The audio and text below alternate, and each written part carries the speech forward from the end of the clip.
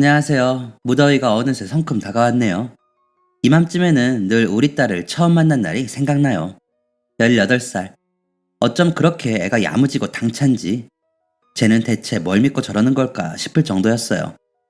그 당시 운영 중이던 편의점에 알바가 필요해 공고를 올렸는데 하얀 얼굴에 씩씩한 여자애가 무작정 이력서를 들고 들어오더군요. 안녕하세요. 오푸름입니다. 사장님 맞으시죠? 이력서라고 무색하게. 그 안에는 내용이랄 것도 없었어요. 경력사항을 백지로 써서는 뭐가 그렇게 자신이 넘치는지 참 여러 개의 칸에 채운 거라고는 자신의 이름과 집 주소, 가족사항 없음이었습니다. 고등학생이죠? 학교는 지금 어디 다녀요? 학교 안 다녀요. 중학교까지만 다니다가 고등학교는 얼마 전에 검정고시 시험 봤어요. 대학은요? 대학 안 갈 거예요. 돈이 없어서요. 그래서 알바 그만둘 일 없으니까 걱정 말고 맡겨주세요. 그래서 물어본 게 아니라 누군가 들었다면 어떻게 저런 이야기를 아무렇지 않게 할까 싶을 수 있어요. 당시에 저도 그랬거든요. 돈이 없어서 대학을 못 간다는 말을 서슴없이 하는 아이였어요. 푸르미는 부모 없이 자랐지만 구김살이 없는 그런 아이였죠.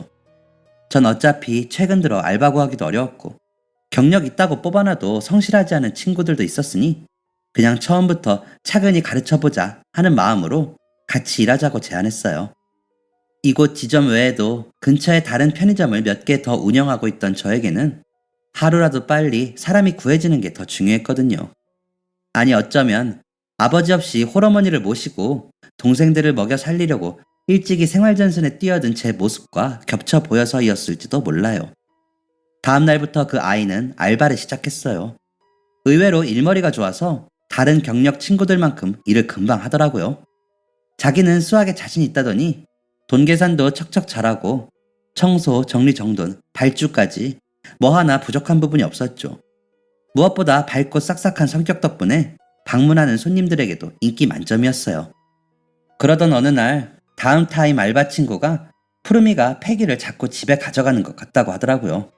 사실 패기야 뭐 어차피 버리거나 먹어버리기도 하는 건데 저는 혹시나 괜한 문제가 생길까봐 폐기식품은 매장에서 먹거나 버리지 밖으로는 가져가지 못하게 하거든요.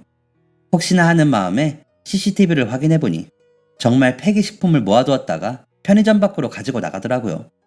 어떻게 할까 고민하다가 다른 알바생까지 알고 있는 사실이라 형평성을 위해서라도 그러지 말라고 이야기해야겠다 싶었어요. 폐기 음식은 유통기한이 임박하여 팔 수 없게 되는 음식들이에요. 주로 삼각김밥이나 신선 제품들이 폐기로 나와서 편의점 일을 하면 그걸로 한 끼 때우는 일이 많거든요. 그래서 어느 날 그 아이가 퇴근하는 시간에 매장에 방문했어요. 그날도 폐기를 챙기다가 저를 보더니 깜짝 놀라더라고요. 그 어린아이가 얼굴이 하얗게 질려서 놀라는데 괜히 제가 더 미안해지더라고요. 사장님, 푸름이 퇴근하니? 네, 지금 가려고. 사장님, 다음 친구 일해야 하니까 우리 잠깐 나가서 이야기할까? 저는 근처 카페에 아이를 데리고 가 먹고 싶은 음료와 빵을 사주었어요. 아이는 안절부절 못하면서 어리둥절한 표정으로 연신 제 눈치만 보더라고요. 사장님, 푸르마, 나는 네가 일도 잘하고 성실하고 무엇보다 밝고 싹싹해서 아주 좋은 직원이라고 생각해.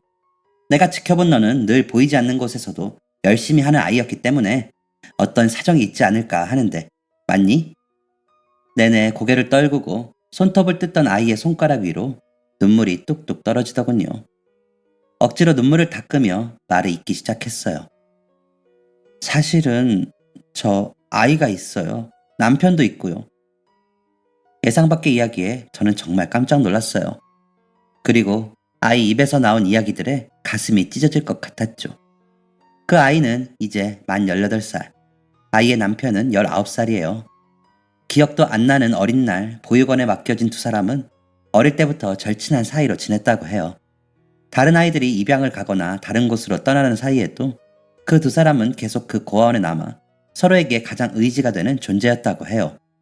하지만 보육원에는 계속해서 어린 친구들이 들어왔고 나이가 많은 아이들은 어느 순간이 되면 그곳을 떠나야 했어요. 먼저 나이가 든 남자친구는 자립할 때 쓰라고 정부에서 준 돈과 그동안 했던 알바비를 모아 월세방을 마련했다고 해요. 그리고 뒤이어 나온 푸르미도 다른 갈 곳이 없었기 때문에 자연스레 그 집에 들어가 살게 되었죠. 원래도 대학에 갈 생각은 없었어요. 중학교만 졸업하면 바로 돈을 벌려고 했는데 보육원 원장님께서 공부를 곧잘 하는 편인데 아깝다며 검정고시로 고등학교는 반드시 졸업하라고 설득하셨죠. 시험에 합격하고 얼마 지나지 않아 임신했다는 사실을 알게 됐어요. 그동안 보육원에서 도움을 많이 받았는데 임산부인 제가 그곳에 있으면 다른 아이들에게도 안 좋은 영향을 줄 것 같고 원장님과 선생님께도 폐를 끼치는 것 같았어요. 그래서 오빠네 집에서 같이 살게 되었고 올 초에 출산했어요. 상상도 못한 이야기에 저는 할 말을 잃었습니다. 혼자 사느라 밥해 먹기가 귀찮아서라거나 그냥 버려질 음식 아까워서 간식 삼아 먹으려고 가져갔거나 겨우 그런 정도의 이유만 생각했기 때문이죠. 이렇게 어마어마한 이야기를 듣다니 눈앞이 캄캄해졌습니다. 이 일을 어쩌나? 내가 이 아이를 도와야 하나? 돕는다면 어디까지 도와야 하나? 아니, 내가 이것을 도울 수가 있을까? 사람이라는 게 참 이기적인 게 가슴 아픈 이야기를 털어놓는 아이 앞에서 나는 이 아이를 도울 금전적 방법과 그것이 얼마나 들어가야 할지 따위를 계산하고 있었습니다. 그때 아이의 핸드폰에 전화가 울리며 남편인 듯한 남자와 아기 사진이 눈에 보였습니다. 그리고 그때 제 앞을 스쳐가는 한 이미지가 있었습니다. 바로 저의 어머니. 어머니 또한 꽤 어린 나이에 남편 없이 자식을 하나도 아니고 셋씩이나 줄줄이 혼자 고군분투하며 저를 키우셨습니다. 그때 어머니에게도 이런 누군가가 있었다면 이야기를 들어주고 도와줄 기회를 가진 누군가 말입니다. 푸르마, 내가 편의점을 여러 개 운영하고 있어 부유해 보일 수도 있지만 나도 사람들이 기대하는 만큼 부자는 아니란다. 그렇지만 그래도 내가 너보다는 가진 것이 많겠지. 나는 네가 그런 일을 겪고 있는지도 몰랐다. 미안하다. 아니에요, 사장님. 아이 낳고 겨우 모유 수유 마치고는 여기저기 알바 찾으러 돌아다니는데 나이도 어리고 경력도 없다고 어디서도 써주려 하지 않았어요. 이 일 저 일 찾다가 밤에 하는 일이라도 해보려고 갔던 곳에서는 알고 보니 제가 알고 갔던 일과 다른 곳이어서 험한 일을 당할 뻔하고 도망쳐 나오기도 했어요. 그렇게 절망적이었던 저에게 유일하게 손 내밀어 주셨던 게 사장님이셨어요. 그것으로 만족했어야 했는데 밥값 아끼겠다고 우유로 겨우 때우며 쓰러지려는 남편을 보니까 저도 모르게 그만. 죄송해요, 사장님. 정말 죄송해요. 이 아이에게 무슨 잘못이 있을까? 아이가 원해서 이럴 때 의지할 가족도 없이 혼자인 게 아닌데 그나마 그 어려운 삶에 겨우겨우 자신의 편이 되어줄 가족을 만들었을 뿐인데 두 손이 닳도록 싹싹 비는 아이의 손에 음료를 쥐어주며 다시 말을 이었습니다. 그래서 네 삶을 구원해줄 정도로 너를 도와주기는 힘들 거야. 하지만 내가 우리 가게에 있는 동안 너랑 너희 가족들이 배 고른 소리는 안 날 정도로는 도울 수 있을 것 같다. 어리고 젊은 나이에 그런 것만 먹으면 몸 상해. 앞으로 필요한 거 있으면 나한테 말하고 옆에 반찬집에 결제 달아둘 테니까 가져가서 식사는 제대로 해라. 이건 성실한 직원, 오래 쓰고 싶은 사장으로서 복지 같은 거니까 부담 갖지 말고. 사장님, 감사합니다. 정말 감사합니다. 아이는 음료를 잡은 손에 얼음이 녹아 생긴 물방울보다 더 많은 눈물을 쏟았습니다. 그렇게 이야기를 마치고 저는 집에 가져가 먹을 수 있게 카페에 있는 빵과 음료를 한가득 사서 돌려보냈습니다. 이것이 최선이었나? 굳이 우는 아이에게 이 정도밖에 못해준다고 말했어야 하나? 돌아가는 길 내내 저는 마음속에 묵직한 돌을 삼킨 것처럼 가슴이 답답했습니다. 돌아가는 길 저는 괜스레 떠오르는 어머니의 생각에 전화 한 통을 드리며 이 답답함을 달랬습니다. 그 후에도 아이는 성실하고 밝고 싹싹하게 열심히 근무했습니다. 옆에 반찬 가게에 결제해 두었지만 그래도 눈치가 보였는지 반찬도 저렴한 종류 위주로 가져가고 그 양도 두 사람 양에 훨씬 못 미치게 가져간다더군요. 괜스레 마음이 더 쓰이는 터라 저는 사장님께 말해 일부러 고기 종류도 더 챙겨주시라 부탁드렸고 종종 아이 기저귀나 분유 등을 챙겨 괜찮다고 손사래를 치는 아이에게 억지로 안겨주었습니다. 푸르미는 몇 번을 거듭 거절하더라고요. 푸르마, 내가 자식도 없고 손주도 없는데 언제 아기 기저귀니 분이니 사보겠니? 난 오히려 안 해봤던 아버지 노릇 경험해보는 것 같아서 너무 즐겁다. 그러니까 네가 아니고 나를 위해 그러는 거니까 네가 좀 이해하고 받아주렴. 부인과 저는 결혼한 지 20년이 넘었지만 아이가 없었어요. 결혼한 지 얼마 안 되어서 부인은 자궁에 큰 병이 생겨서 수술을 해야 했거든요. 입양도 생각해봤지만 저희 둘이 지내는 것도 충분히 행복했고 편의점을 또 여러 개 운영하다 보니 정신없이 바빠 아이 키울 시간도 없더라고요. 아마 그래서 푸르미가 더 애틋하게 생각됐던 것 같아요. 그러던 어느 날 푸르미로부터 갑작스러운 전화가 왔습니다. 사장님, 죄송하지만 제가 내일 하루 일을 못할 것 같아요. 푸르마, 너 무슨 일이 있니? 사실은 저희 남편이 배달하다가 사고를 당했어요. 그래서 지금 병원인데 내일까지는 결과를 봐야 한다고 해서 내일 당장 아이 봐줄 사람이 없어요. 사고를? 많이 다친 거야? 너는 괜찮고? 네, 저는 괜찮아요. 아주 심하게는 아닌데 한동안 움직이는데 무리가 있을 것 같다고 해요. 죄송합니다. 아이고, 죄송하긴 뭐가 죄송해. 일단 알겠어. 가게는 걱정하지 말고 이따 병원 주소 좀 문자로 보내주렴. 저는 우선 아내에게 이 사실을 이야기했습니다. 이 이야기를 하기 위해서 그동안 푸르미와 있었던 일을 모두 이야기했습니다.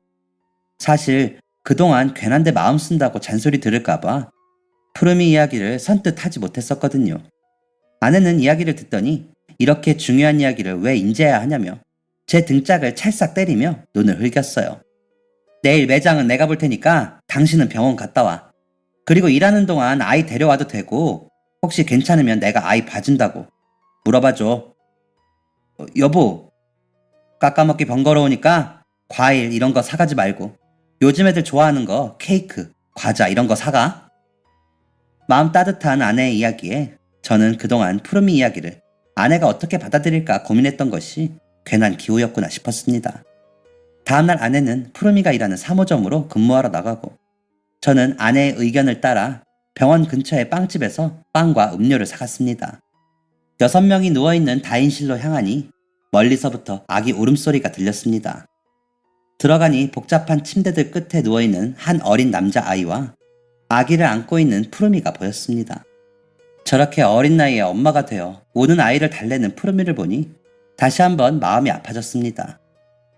사장님, 안녕하세요. 아이고, 환자가 뭐 일어나려고 해요. 누워요, 누워. 이거 빵이랑 음료인데 우리 아내가 애들은 과일보다 이런 걸 더 좋아한다고 사가라고 하더라고. 감사합니다. 푸르미 남편 강초원입니다. 푸르미한테 이야기 많이 들었어요. 그동안 많이 챙겨주셨다고. 정말 감사합니다. 이런 거 안 사오셔도 되는데 감사합니다 사장님. 일도 못 가고 죄송해요. 아니야. 아이고, 생각보다 많이 다치셨네. 얼른 다시 누워요. 이 와중에 무슨 일이야. 매장은 내가 알아서 할 테니까 걱정 말고 쉬어. 감사합니다. 사장님, 정말 감사해요. 다리랑 팔에 붕대를 감고 얼굴 곳곳에도 타박상을 입은 남편은 아직 한창 앳된 얼굴인데 한 집안의 가장이라니. 이 어린 가족을 보고 있으니 계속해서 마음이 저리더군요. 그리고 푸르마, 혹시 병간호하는데 아이 봐줄 사람이 없으면 우리 아내가 봐줄 수 있다는데 어떻게 생각하니? 정말요? 제가 너무 패기치는 건 아닐까요? 사실 병실에 사람도 많고 아이도 낯설어서인지 많이 울어서 다른 환자분들도 제대로 쉬지를 못하거든요. 그래, 이렇게 사람도 많고 낯선 환경에 있으면 아무래도 다들 힘들 거야. 애기 짐이랑 필요한 것들 챙겨주면 내일부터는 나랑 아내가 봐줄게. 일도 걱정 말고 간호하면서 푸르미 너도 건강 잘 챙기고. 감사해요 사장님. 이 은혜를 어떻게 갚아야 할지. 푸르미 너 오고 매출도 많이 오르고 손님들도 다 좋아해. 다시 돌아오면 또 열심히 일해주렴. 그리고 너희 가족들이 행복한 거, 행복하고 좋은 사람으로 사는 거, 그거면 된다 나는. 다음날 푸르미는 아이 기저귀, 분유, 젖병, 장난감, 옷 등등 이런저런 물품을 가지고 매장을 찾아왔어요. 마침 아내도 같이 있었죠. 아내의 그런 모습은 정말 오랜만이었어요. 푸르미와 아이를 보자 두 눈이 눈부시게 반짝거리는 모습. 아이를 품에 안은 아내는 세상의 모든 행복을 껴안은 사람처럼 웃었죠. 감사합니다 사장님. 감사합니다 사모님. 아니에요. 이렇게 예쁜 아이를 돌봐줄 수 있게 해줘서 오히려 내가 다 고마운걸. 아기는 걱정 말고 남편 간호 잘하고 간병도 건강해야 할 수 있어. 밥도 잘 챙겨 먹고, 알았죠? 그 후로 일주일, 푸르미는 남편과 함께 퇴원했다는 연락을 하며 그동안 감사했다고 롤케이크를 사왔어요. 아내는 맛있는 걸 해주겠다며 부부를 집으로 초대했죠. 갈비찜에 잡채까지. 정말 한상 차림을 한 아내는 뭐가 그렇게 즐거운지 연신 콧노래를 부르면서 요리하더라고요. 여보, 뭐가 그렇게 좋아? 뭔가 푸르미네가 온다고 하니까 마치 딸아이가 집에 놀러 오는 것 같지 않아? 애들도 싹싹하고 예의도 바르고 갑자기 자식들 생긴 기분이라 너무 좋아. 사춘기라서 다투고 힘든 부분들은 뛰어넘고 예쁜 아이들이 셋이나 생겼으니 좋을 수밖에. 이렇게까지 행복해하는 아내를 보니 푸르미가 우리 알바생으로 들어온 게 복덩이가 굴러온 거구나 싶었어요. 거실에서 아이를 보면서 웃고 있는 새 식구를 보니 그래, 내가 만약 딸아이가 있었다면 지금쯤 결혼해서 저렇게 손주도 데리고 저런 모습일 수 있겠구나. 어쩌면 우리 부부가 그렇게 노력해도 되지 않았던 그 꿈이 저 아이들이 될 수도 있겠구나 싶더라고요. 요리를 준비하는 아내, 그 옆을 돕는 저, 갓난아이와 남편과 함께 식사를 기다리는 새 식구. 지금 한 지붕 아래 있는 저희 모두는 누가 봐도 가족 같았죠. 진짜 가족. 그렇게 저녁 식사 자리에 앉아 맛있게 밥을 먹고 둘러앉아 이야기를 나누던 중 갑자기 푸르미의 핸드폰이 울렸습니다. 자리에서 일어나 전화를 받는데 전화 너머로 날카로운 목소리가 소리를 지르더군요. 아가씨, 제정신이야? 전화 내용을 다 듣지는 못했지만 심각한 상황인 것 같았어요. 다시 자리에 돌아온 푸르미에게 무슨 일인지 물어봤지만 웃으면서 아무것도 아니라고 대답했어요. 하지만 도저히 그 소리치던 목소리를 잊을 수가 없어 집에 가기 전 푸르미에게 따로 무슨 일인지 다시 물었습니다. 사실 남편이 입원하는 동안 다리 수술을 해야 해서 그 돈을 내느라 월세를 못 냈어요. 그동안 모아두었던 비상금도 다 써버렸거든요. 곧 지원금 나오는 거 있어서 그걸로 내면 되니까 신경 쓰지 마세요. 이럴 때 마음 편히 기대도 되는데 이런 일을 말 못하고 혼자서 숨기려는 모습이 안타까웠습니다. 그래서 푸르미네 식구들이 간 다음 아내와 이 일에 대해 상의했어요. 아내도 어떻게 하면 좋을지 깊이 고민하더군요. 푸르미 성격에 당신이 집세 내준다고 하면 너무 부담스러워할 것 같아. 혹시 이렇게 하면 어때? 어떻게? 초원이 배달일 하다가 사고 난 거라며 지금 다리에 철심 박아서 한동안 많이 움직이는 일을 하지도 못하고 마침 2호점의 야간 알바가 다음 주까지만 근무하는데 알바생으로 쓰면서 급여를 좀 가불해준다고 미리 주면 어때? 그거 정말 좋은 생각인데? 안 그래도 수입이 확 줄어서 걱정될 텐데 일하는 거로 월급 주니까 두 사람 다 부담될 일도 없을 것이고 야간이면 시급도 더 주니까 배달만큼은 아니어도 일 못하는 것보다 낫겠지? 다음날 저는 푸르미가 퇴근하는 시간에 맞추어 이 이야기를 전하러 갔어요. 안 그래도 남편이 벌써 일할 곳을 찾고 있다더군요. 그 몸으로 일할 곳이 마땅치도 않은데 어떻게든 하겠다면서. 그 다음 주부터 푸르미는 계속 3호점에서 남편 초원이는 근처의 2호점에서 근무하게 되었어요. 둘 다 근무 시간이 다르다 보니까 돌아가면서 아이도 볼 수 있다며 너무 좋아하더라고요. 그 아이 남편도 그 아이 못지않게 성실한 청년이었어요. 다친 다리 나을 때까지는 쉬엄쉬엄 하라고 의자도 놔주고 카운터만 보라고 일렀는데도 굳이 물건 정리부터 쓰레기 내다 버리기까지 일하는 시간 내내 쉬지도 않고 분주히 움직이더라고요. 덕분에 매장이 전보다 훨씬 깔끔해지고 정리되었다며 아내도 너무 좋아했어요. 그렇게 1년, 두 사람 덕분에 매장은 저희가 더 이상 신경 쓰지 않아도 될 정도로 여유있게 돌아갔어요. 저희 없어도 둘 다 매장 하나씩을 맡아서 발준이, 진열이니 다 척척 맡았고 월말이 되면 알아서 그달 재고나 가장 인기 있던 상품 같은 거를 정리해서 주기도 했고요. 그래서 두 사람을 부점장으로 고용하며 월급도 두둑하게 더 주었죠. 아이들이 저희 매장에서 일하고 난 후에는 상품도 팔리는 수량을 잘 체크해서 들여오는 덕에 폐기나는 개수도 크게 줄었어요. 덕분에 매장의 수입은 늘었고 손해는 줄었죠. 정말 고마운 아이들이었어요. 둘이 같이 쉬는 날에는 저희 집에 놀러와서 밥도 먹고 맛있는 걸 만들었다며 그 고사리 손으로 반찬을 만들어서 가져오기도 하고요. 여름, 겨울에 시간이 날 때면 다 같이 여행을 가기도 하고 쉬는 날 종종 근교로 여행을 다니기도 했어요. 그동안 저희 부부 두 사람만 있어도 충분히 재밌고 즐겁다고 생각했는데 아이들과 함께한 이후로는 그동안의 행복보다 더 큰 행복감을 느꼈어요. 아이들의 웃는 모습, 웃음소리, 정말 부모님처럼 생각해주는 그 고운 마음씨까지 행복했습니다. 우리가 이렇게 같이 만나게 되어서요.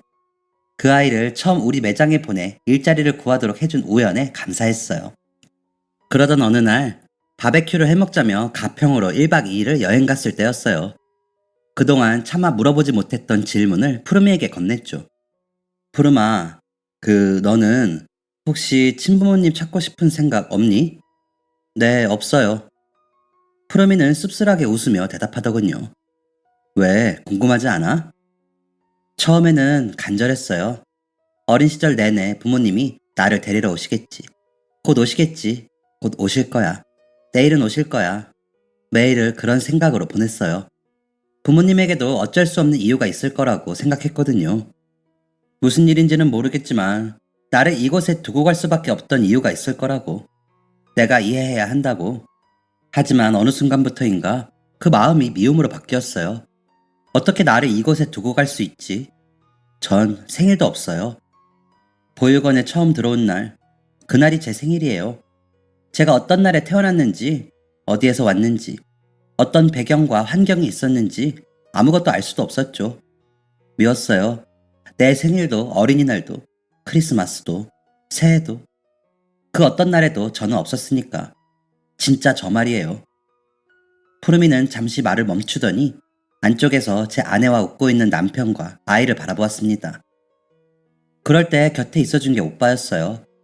어쩌면 엇나갈 수 있었던 어린 날 화나 있던 저에게 오빠는 말했죠.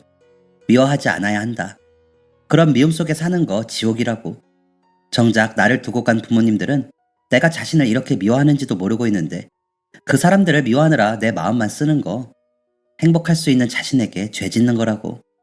그리고 우리 아이가 태어났을 때 깨달았어요. 제 부모님들. 어떤 상황인지는 모르겠지만 이렇게 사랑할 수 있는 존재를 잃어버리는 거 불쌍하다고. 아이가 태어났을 때 힘든 상황이었지만 그 무엇과도 바꿀 수 없는 존재였거든요. 태어나자마자, 처음 보자마자 너무 사랑하게 됐어요. 근데 그걸 느끼지 못하고, 함께하지 못하고, 이렇게 버려둔 거잖아요. 그래서 이제는 그냥 괜찮아요. 눈물 한 방울 없이 웃으면서 이야기를 마무리 짓는 푸르미를 보니 이 아이가 얼마나 내면이 단단한 사람인지 알 것 같았습니다.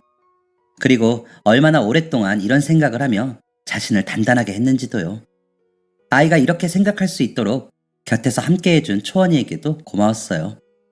어쩌면 보육원에서 자란 10대 아이들이 어린 나이에 임신까지 해서 애를 낳았다고 혹자는 손가락질 할지도 모를 일입니다.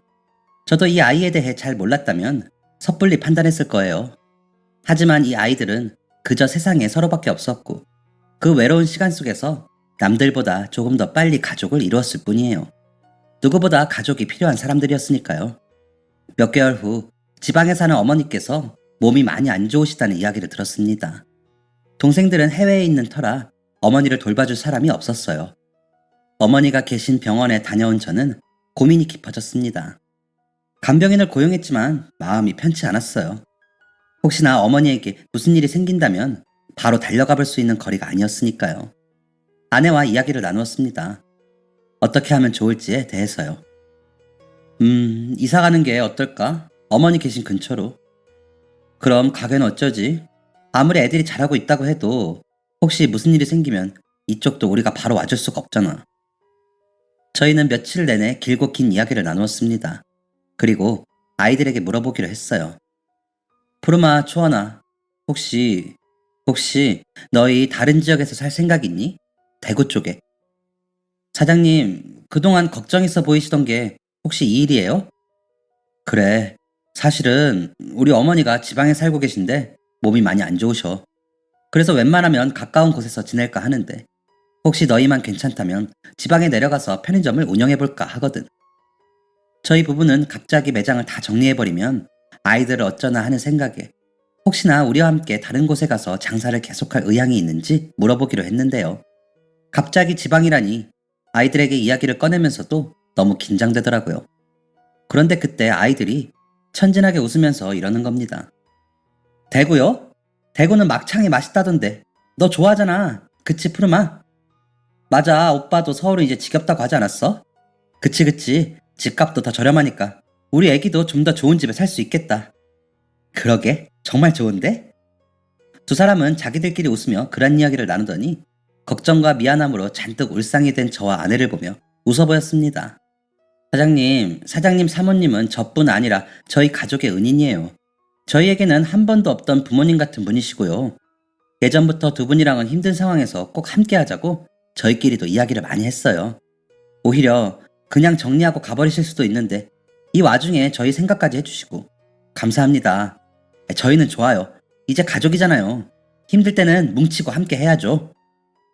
아내는 옆에서 푸름이랑 초원이 손을 잡으며 고맙다고 눈물을 흘렸습니다. 가족. 저는 이 말이 계속해서 마음속에 남았습니다.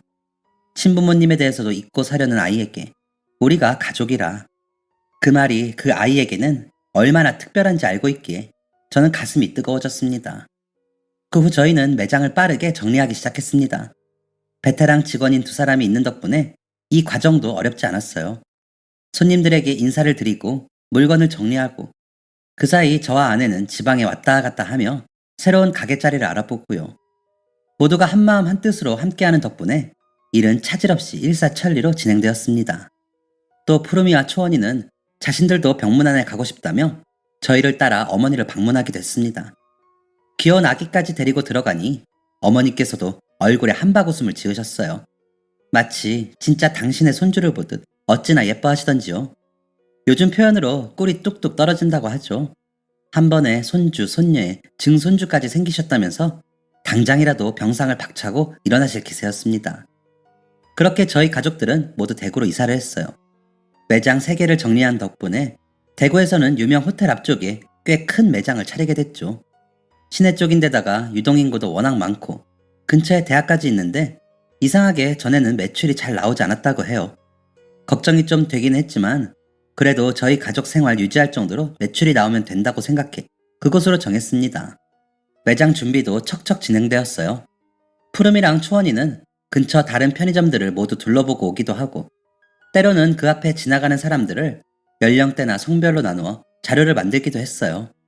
주변에 어떤 가게들이 있는지 그 가게의 이용객들은 어떤 사람인지도 조사해 분석까지 하더라고요. 아이고, 뭘 그렇게까지 해. 누가 보면 너희가 사장님인 줄 알겠다. 그날도 아이를 맡겨두고 시장 조사를 다녀온 두 사람에게 아내가 웃으며 말했어요. 여기 자리가 정말 좋잖아요.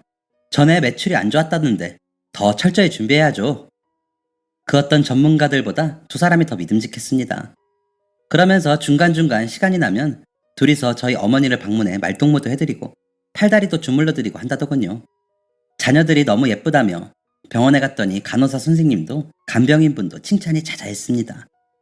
그렇게 드디어 편의점이 오픈했고 매장의 물품부터 내 외부 인테리어까지 아이들이 조사한 자료를 바탕으로 준비하였습니다. 첫 달 매출은 그야말로 대박이었어요.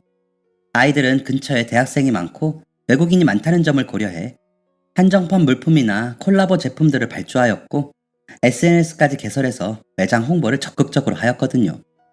그렇게 첫 달부터 대박을 터뜨린 매장은 꾸준히 상승세를 이어갔습니다. 두 사람은 자신들을 포함해서 직원들을 고용하는 시간도 직접 계획했는데 고객층의 이용 시간에 따라 분배했더라고요. 특히나 학생들이 많이 오는 시간에는 예쁘고 잘생긴 푸르미와 초원이가 번갈아가며 있어서 주변에는 이 부분에 대해서도 입소문이 자자했습니다. 두 사람은 여러 이벤트를 기획하고 저희 부부에게 제안하기도 하고 SNS에서 활발하게 소통도 이어갔어요.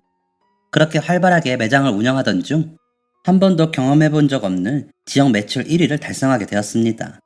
어느 날 본사로부터 전화를 받고 정말 깜짝 놀랐어요. 저희 매장이 장사가 잘 되긴 하였지만 매출 1위라니. 이 소식을 아이들에게 알리자 뛸 듯이 기뻐하더군요. 그날 저녁 저희는 오랜만에 소고기를 잔뜩 먹고 축하 파티를 했습니다. 하지만 그 행복은 오래가지 못했어요. 그로부터 몇 주 후 코로나가 터지고 대구가 직격탄을 맞으며 뉴스에 연신 대구와 코로나 이야기가 오르내렸습니다. 호텔의 관광객은 발길이 끊겼고 대학교는 수업을 중지했어요. 주변은 밥을 먹으러 오는 사람들도 술을 먹으러 오는 사람들도 없이 길거리는 언제나 텅텅 비어 있었습니다. 저희 매장 역시 매출이 하락하기 시작했죠. 매출 1위에서 땅으로 떨어지는 건 한순간이었어요. 곧 괜찮아질 거다.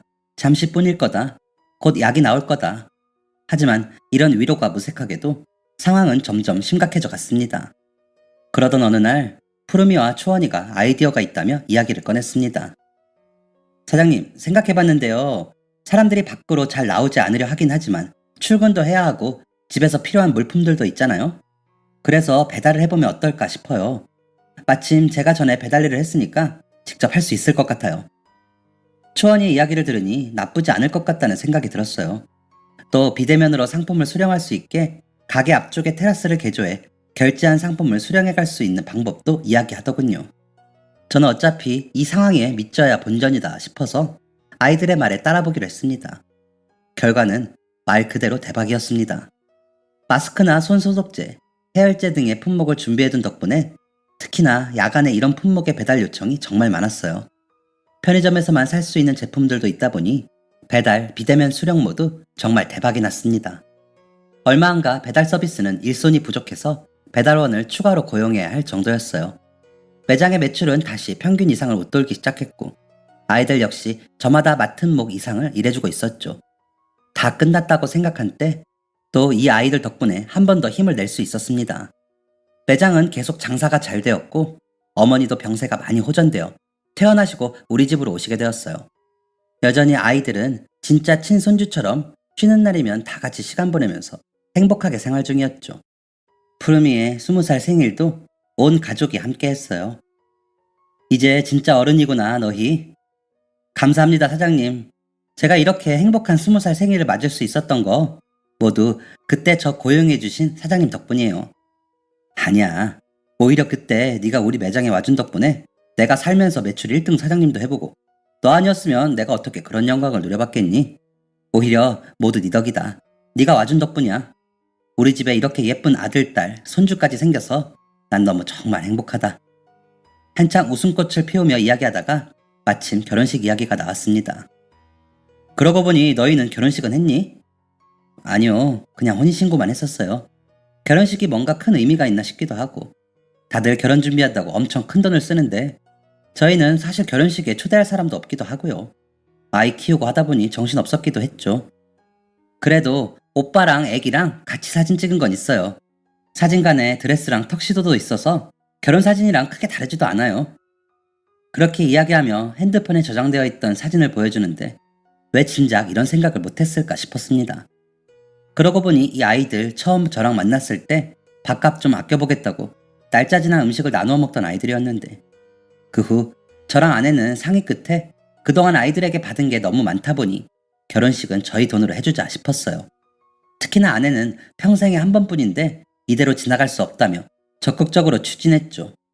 아이들에게도 이 사실을 이야기했어요. 그래서 혹시 몰라서 너희 전에 있던 보육원 원장님께 연락을 드렸어. 너무 기뻐하시더라. 결혼식 열면 너희랑 친했던 아이들 데리고 꼭 참석하고 싶으시다고. 하지만 사장님, 저희 이미 받은 게 너무 많아요. 그런 것까지 해주실 필요 없어요. 내가 해주고 싶어서 그래. 내 평생 언제 또 이렇게 어린 친구들 결혼식을 해줘보겠니? 또 내가 해보니까 평생에 한 번뿐인데 멋지게 턱시도 차려입고 예쁘게 드레스 입고 하는 거 한 번은 해볼만 하더라. 한사코 거절하는 아이들을 계속 설득해 저희는 결혼식을 하기로 했습니다. 알고 보니 이 아이들 그동안 벌었던 돈으로 자기들이 있던 보육원에 후원까지 하고 있더라고요. 결혼 소식을 알려주려 전화한 보육원 원장님께서 저에게 감사하다고 인사를 하였습니다. 저는 알지도 못했던 건데 자신이 받은 거에 욕심 부리지 않고 기꺼이 부족한 사람들에게 나누다니 이렇게 심성이 고운 아이들이 또 있을까 싶었어요. 어린 아이들이었지만 인간적으로 제가 배우는 게 참 많았습니다. 그렇게 아내의 적극적인 추진으로 저희는 발빠르게 결혼 준비를 해나갔습니다. 결혼식장도 고르고 드레스랑 턱시도도 보러 다니고 청첩장도 고르면서 아내는 정말 자식 가진 부모처럼 행복해했어요. 사장님, 사모님, 저희가 준비한 게 있어요. 이게 뭐야? 어머, 이렇게 비싼 가방이랑 시계를? 원래 결혼할 때 양쪽 부모님께 예물이라고 선물을 드린다고 하더라고요. 저희에게는 사장님, 사모님이 저희 두 사람의 부모님이시잖아요. 아직 엄청 좋은 것은 못 사드리지만 많이 부족하지만 받아주세요. 아이들이 내민 선물에 저까지 눈시울이 붉어졌습니다. 이 아이들은 늘 저에게 도움받았다고 하지만 사실 진짜 도움받은 건 저희인데 말이죠. 이 아이들이 없었다면 자식을 키우는 행복은 평생 경험하지 못했을 것입니다. 아냐, 너희 두 사람 덕분에 우리는 정말 평생 경험하지 못했을 행복을 경험했단다. 우리가 오히려 늘 너희에게 고마워. 너희 덕분에 우리는 너무 행복하고 매일을 더 큰 사랑을 배우고 있단다. 고맙다. 고마워.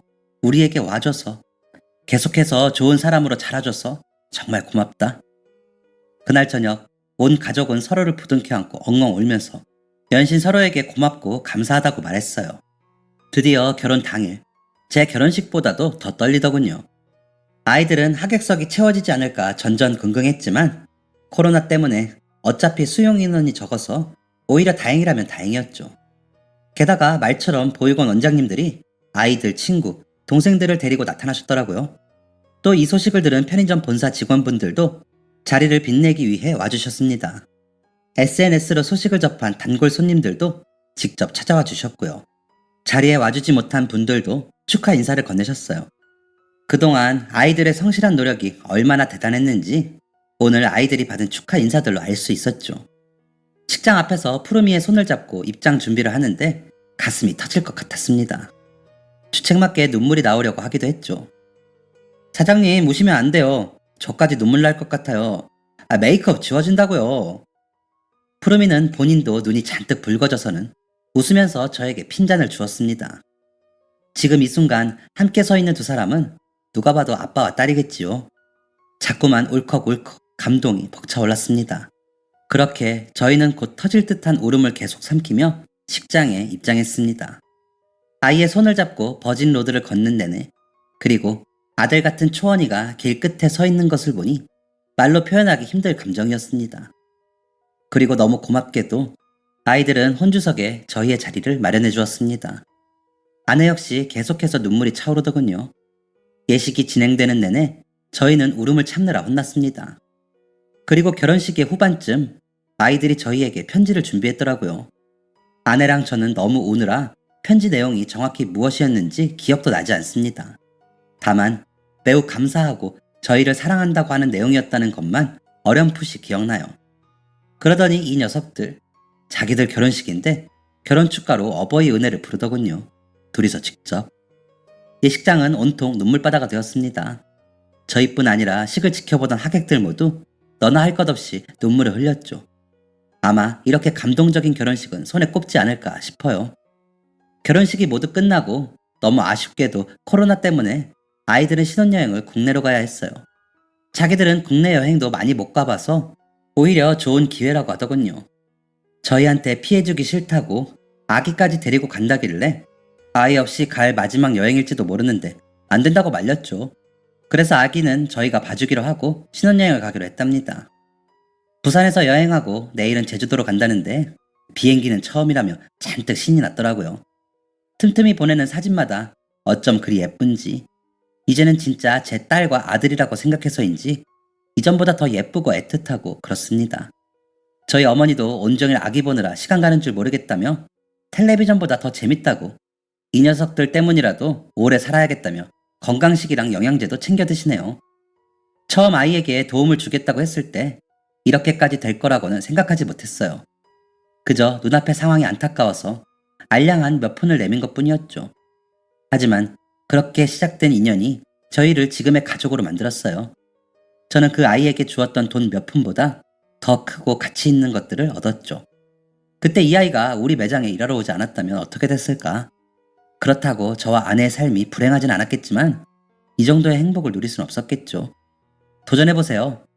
경력 없는 아이가 매출 1위 매장의 점장이 됐듯이 어떤 미래가 기다리고 있을지 모르잖아요. 그리고 손 내밀어 보세요. 지금 내가 곁에 있어주는 사람이 나에게 어떤 미래를 가져다 줄지도 모르는 거니까요.